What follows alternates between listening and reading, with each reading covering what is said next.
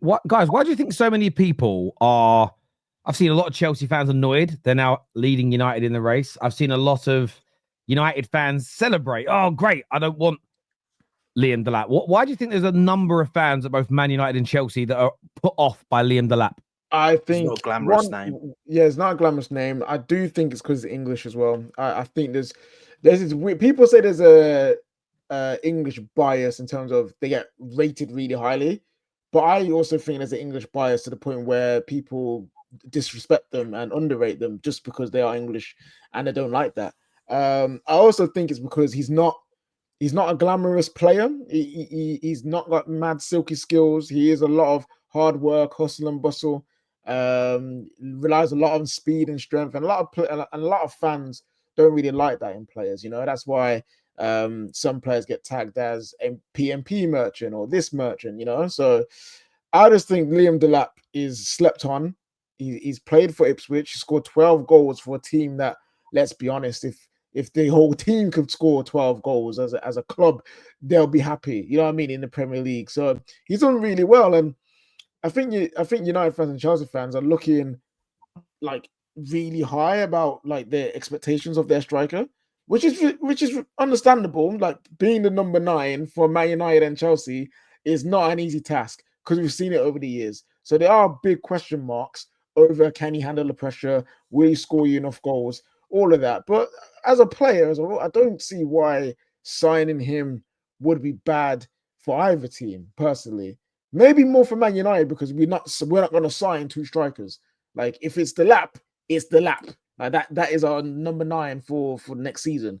But for Chelsea, like David said, you reckon you're signing 2. It looks like you're probably signing 2 strikers. So Delap and someone, it's not really. I don't think it's that bad, to be fair. Like I think it's just.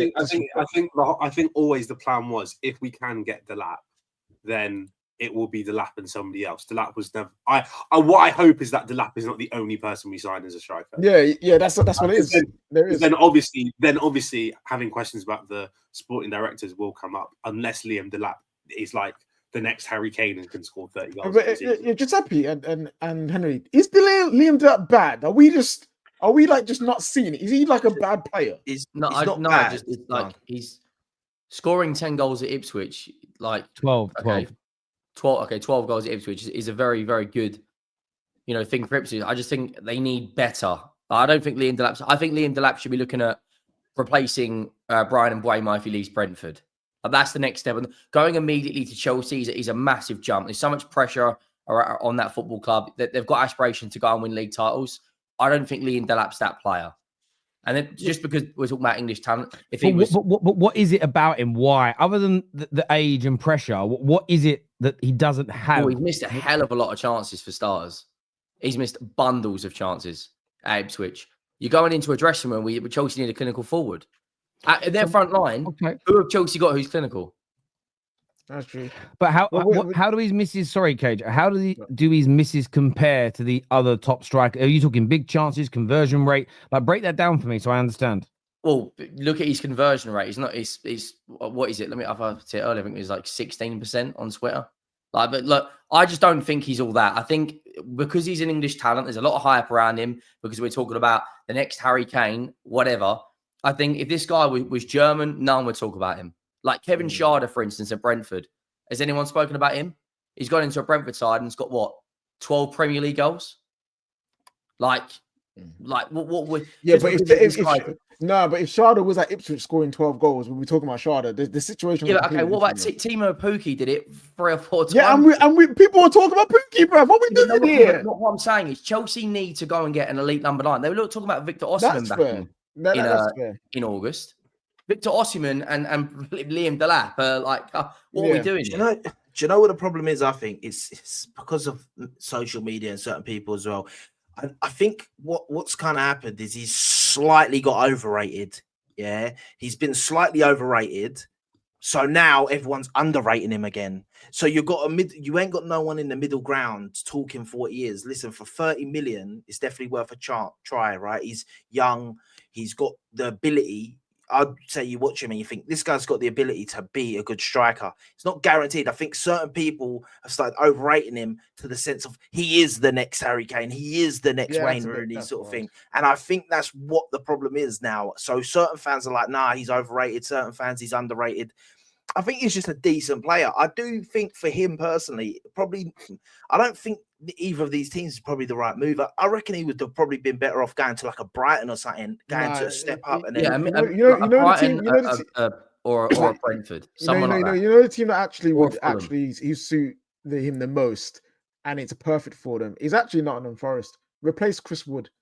Go and replace Chris Wood, and see if you can score the same amount of goals for them, because they've got European football. They've got a team and a style that will suit how and they've got Chris Wood, and he can come in and play a lot of those Conference League games. Even Villa, Chelsea, well, not just. Again, I think that's another step up because Villa, they're good. I personally think Villa will go all out for the Europa League, and there's nothing that Liam Delap's done in the Premier League this season to say you can go and step up in the biggest games. Mate, like, your team stepped up for 30 million quid. What are the you price talking tag about? is not a lot. What are you talking about? Your team stepped up in that competition, mate. Yeah, I know, but like I just looked at Liam Delap's numbers here, statistics this season. So he's only had 1.9 shots per game compared to some of the strikers and attackers at other teams. So Haaland's had 3.1, Salah 2.8, Harry Kane 3.4, and Ekitike 3.1. And you can understand that because they're all much better teams, and Ipswich, they create more opportunities. Shooting accuracy. So Liam Delap's is 60%. 60% of his shots are on target. Haaland 65%. Mo Salah 58%, Harry Kane 60%, Ekitike 55%. Conversion rate, the best conversion rate is Harry Kane at 28%. Then you've got Mo Salah at 27%. Then you've got Haaland at 23%. Then Delap at 22% conversion rate, and then 22%. Conversion rate. I must have been reading some completely and then you've got Hugo Ekitike at 17% conversion rate. So look, scoring 1 in 5 shots is good. It's not bad.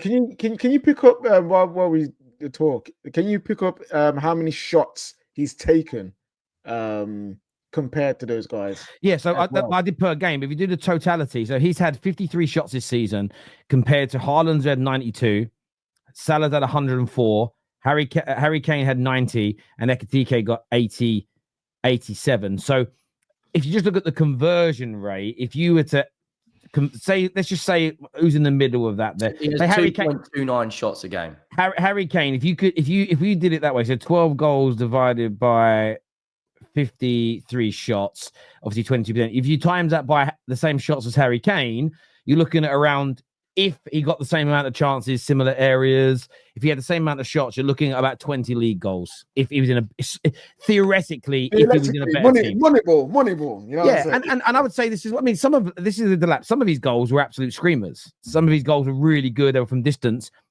I would also like to see what he could be more like as a poacher. What's he like scrapping around the 6-yard box? But how often were Ipswich creating those situations? So that's something I don't know about. I get where you're coming from, that teams might need someone who's more ready-made. He isn't a baby, though. He's turning 23 next season. People keep talking about him like he's 18. And I think that's also a little bit disingenuous. I think there's a real player in there. And the one thing, I think David's hit the nail on the head. It's not about not getting Liam Delap. It's about maybe him not being the only striker you sign. Because I've just got this horrible feeling that Liam Delap could be one of these players that one of us doesn't sign, or only one of us can get him. We all don't sign. He goes somewhere else, and then in a year and a half, 2 years' time, you go, oh, fucking hell, we should have bought him. I wonder how many teams wish, when he got loaned out to every fucker for like 3 years, 4 years, I wonder how many teams had opportunities to get Harry Kane off Spurs. Spurs now will say, no, we would never have let him go. But I wonder how many teams could have put in a cheeky 4, 5, 6, 7 million pound bid when he's out at Orient not scoring any goals, if they'd have seen something in him and got him away. I wonder how... You look at Isak as an example. I wonder how many teams now regret not buying Isak for 30 or 40 million pounds, 50 million pounds when there was a chance to, because they didn't want to take the punt. And that's the one thing with Delap. You don't want to not get him. And then he goes, as a United fan, he goes to Chelsea next year, scores 20 goals. Season after that, scores 23 goals. Season after that, scores 25 goals. You will sit there and kick yourself. And I think at 13 million, it is worth, it's not a gamble. it's worth that. It's like with Joan Garcia, like I mentioned, you buy him at 20 million euros. If he's crap, you could probably sell him at a profit because he's so cheap. I just don't. It's not like dropping 80 million like we did with Højlund. It doesn't work. We're gonna have to loan him out now. There's rumors some Italian clubs are willing to pay around 50 million for him, which means we'd make our money back in terms of the training accounts, but we'll get the book value gone. But I just think at 30 million, I think most teams in England, even if your attack's good, should be taking a punt on this. That's what I mean. I would. It's like zero risk. I would if I was Arsenal as well, 100%. If we were to go and sign Gyökeres, why not sign Delap as well to bolster the attack and have depth up there? Like, why wouldn't I do think that's the thing, right? It's because it's the 30 million pound thing, right? That's why it's so, as David said, you can he could stink out the gaff for 2 years and you still get 30 million back from him from a team that's come up from that's won the championship or a mid-table team in the Prem because they all have money now, right? So I think, I agree. I don't think there's much risk in it. It's different. Like, as I said, if we were signing him as our main striker, no. Yeah. But like, I can't understand why we wouldn't as like another option. The only thing with Delap is that he wants to be in the England squad and he won't sign for. I don't think he signs for a team where he knows he's going to be second choice. So we'll see where he goes. Because hey, listen, he might just join Everton. Like, we don't know. You know what I'm saying? We don't know what's going through his head. So he might go and join Everton, but I don't know. That's the issue Chelsea might have. If you've got 12 goals and you walk into Chelsea saying, I'm the starting striker, you can't sell anyone else, then you're stupid. Like, you've got that's what he's doing. But David, advisors around you. David, there is a difference that what you said and him signing for Chelsea, and you go, we're signing you, but we're also spending 70 mil on Ekitike. We're signing you both. That's a difference because you'll have to look at it and go, they're saying spending 70 million on this guy. If Anelka and Drogba can coexist, then I'm sure. Different times, man. I'm just different levels, bro. Yeah, different levels of players. They understood the squad game back then. Did United not have Teddy Sheringham and like Terry knows? Yeah. Terry had like 4 strikers and they were all great. Andy Cole and Solskjaer. You had 4 strikers. Do you see what I mean?